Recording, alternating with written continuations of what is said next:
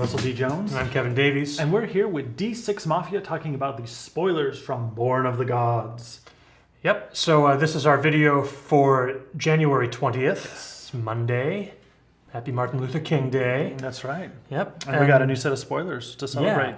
So let's jump right into the why first don't we one? get to celebrating here? Go for it. All right, so we have a Nessian Demlock here at Uncommon. It is a green card. It costs 3 and 2 green to play.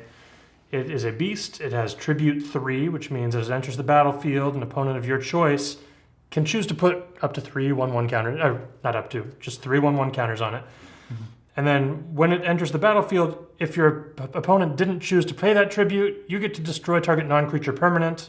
It's also a 3/3 creature, so you get a 6/6 for 5 if they pay the tribute. Huh. All right. I don't know. I'm sort of still not sure about this. Kind of tough. Yeah. Again, it's hard I'm having a really hard time judging these tribute cards, just because my first instinct is like, giving your opponent choices. This is bad. Yeah. And so, but I don't know, like they seem to be balanced around that, with that kind of in mind. Either way, it's going to be still some kind of punishment.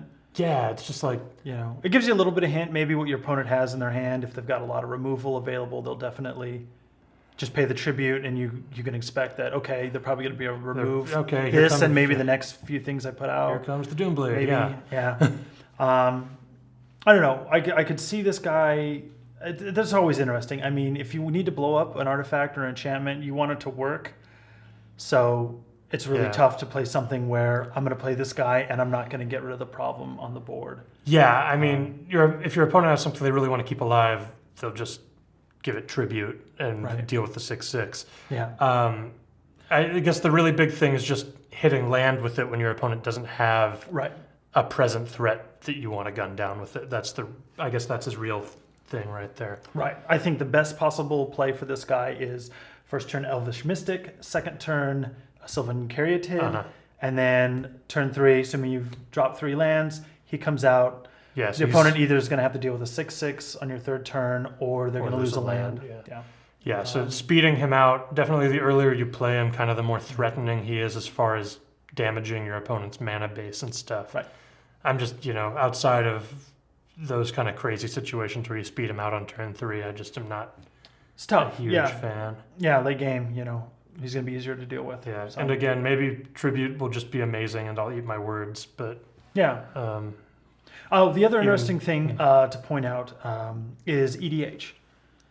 Way more interesting maybe in EDH, because then... Yeah, we've mentioned... I talked about that on one of the other Tribute ones, where also you get to choose the specific... Right. It's one opponent that you choose, not just any opponent can choose to tribute it or not.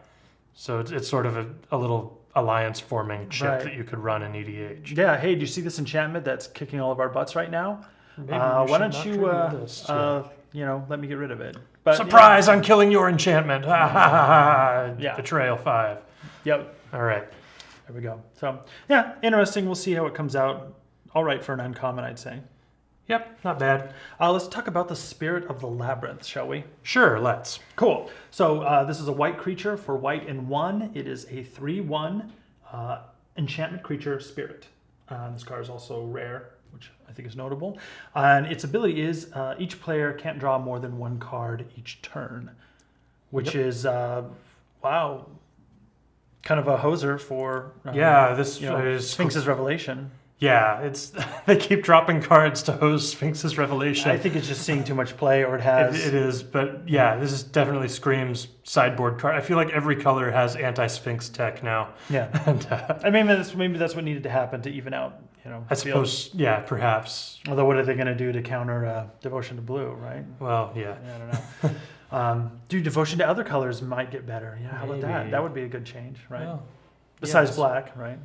Right. So, anyway, interesting. 3/1 for 2 mana. I think it's pretty solid. Totally. Definitely not bad. I mean, it is super easy to remove, but I guess decks that are drawing a lot of cards. I mean, maybe black decks will have something to deal with that easily, but the blue-white decks aren't usually in the business of doing damage to creatures. So no. I mean, I don't know. I'm not seeing too many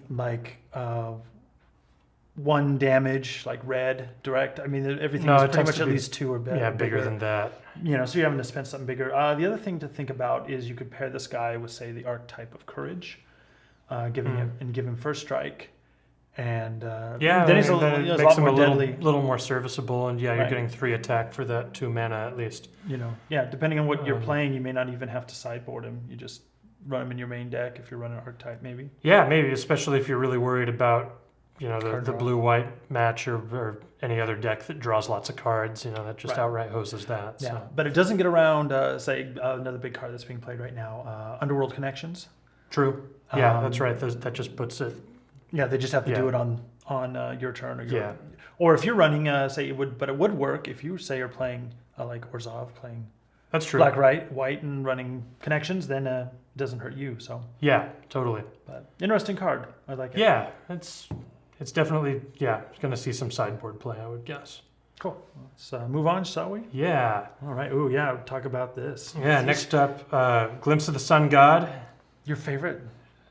Yeah. Sun well, God. I like this more than I like Heliod. So Aw. here we go. All right. It is a white instant at uncommon. It costs white and X, and it says tap X target creatures, scry 1.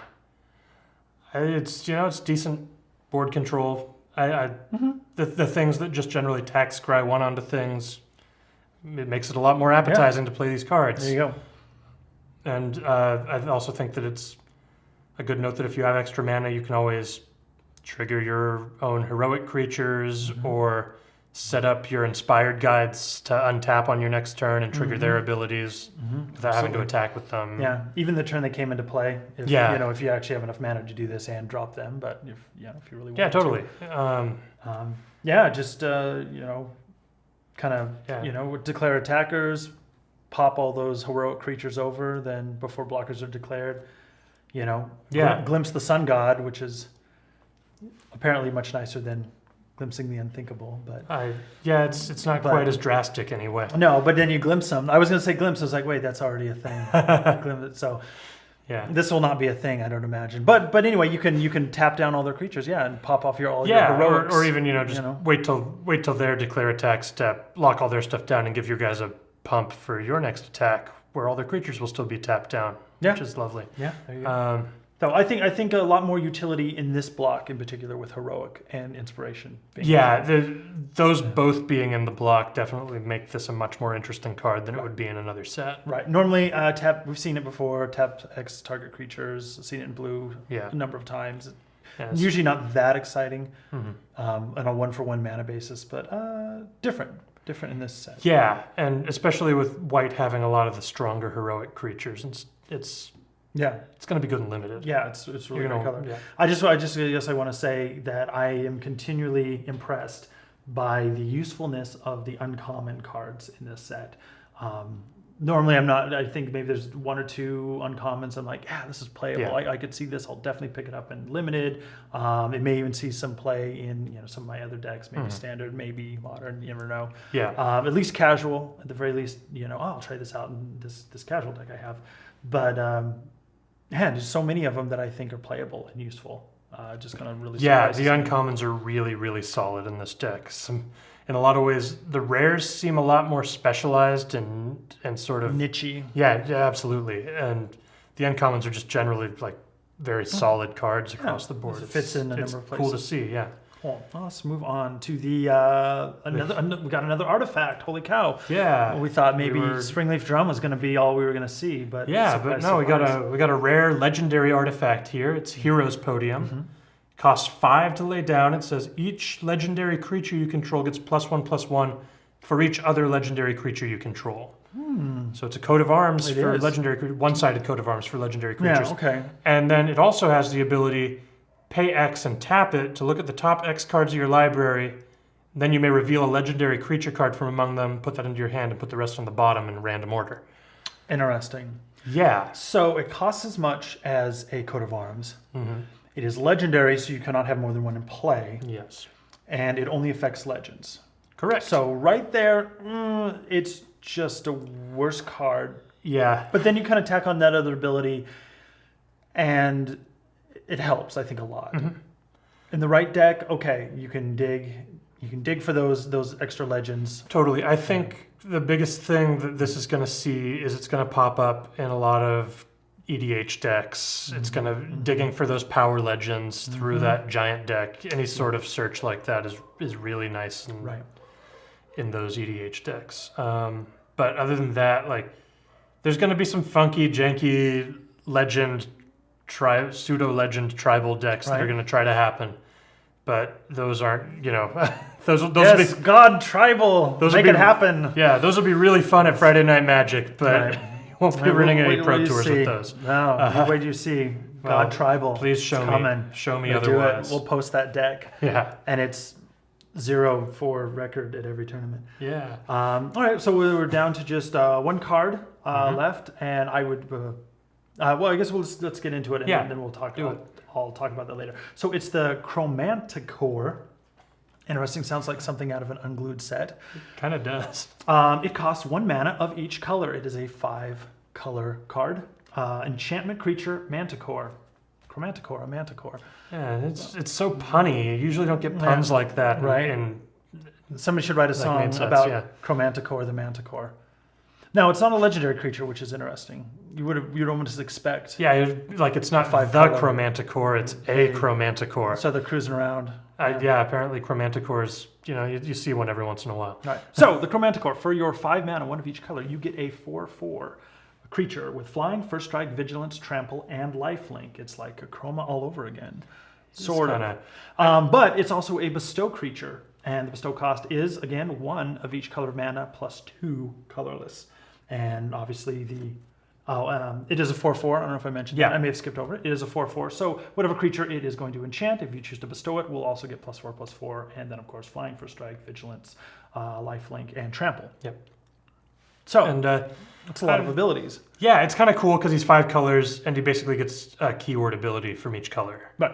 Which, makes sense, logical, fun. Any of these giant, splashy 5-color creatures, I think it's important that they keep coming out in sets, but I never find myself getting that excited about them. It's tough. I find myself getting excited and then not being. And then having your host dashed on the rocks. So what I was going to say is I almost sort of predicted this guy. Did a while ago. I wish it was on video, but it's not. I thought they're going to put out a 5. You should just, anytime you make a declaration like that, be videotaping it. Right, because I'm usually right about these crazy things.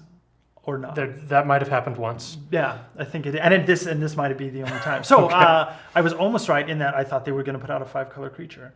Although I was claiming it was going to be a Hydra. That's right. Yeah. I actually remember you saying Thank that. you. So I've been backed up on that. But so it's a manticore, which I didn't see coming. Okay. I don't know if anybody saw that coming. Yeah, especially in pun form. Right.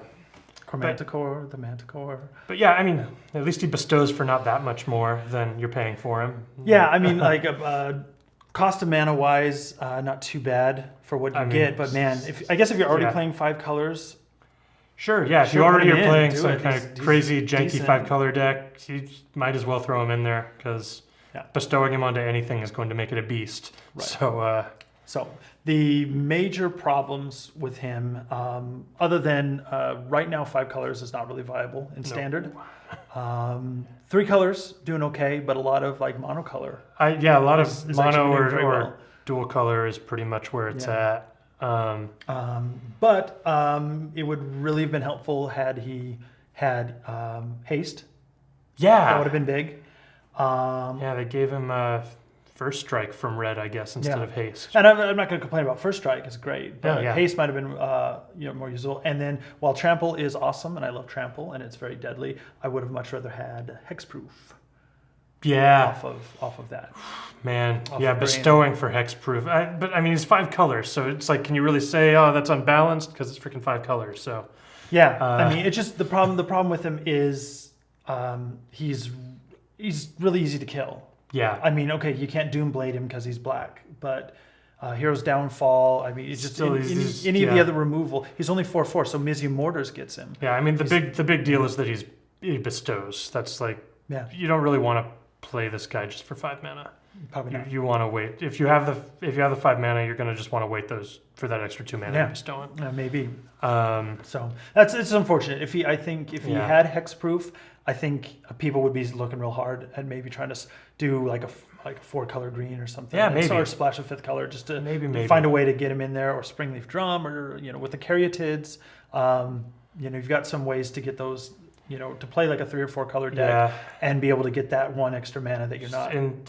In such an efficient type 2 environment, just Yeah. something as janky as that, it's just so much easier to go with quick, efficient things in a couple colors than try and go for that. Just All it's in too all, easy to kill him to make him really that viable. all in all, it's just unfortunately. like I'm glad he's at Mythic because he needed to be at Mythic so that he wouldn't turn up that much.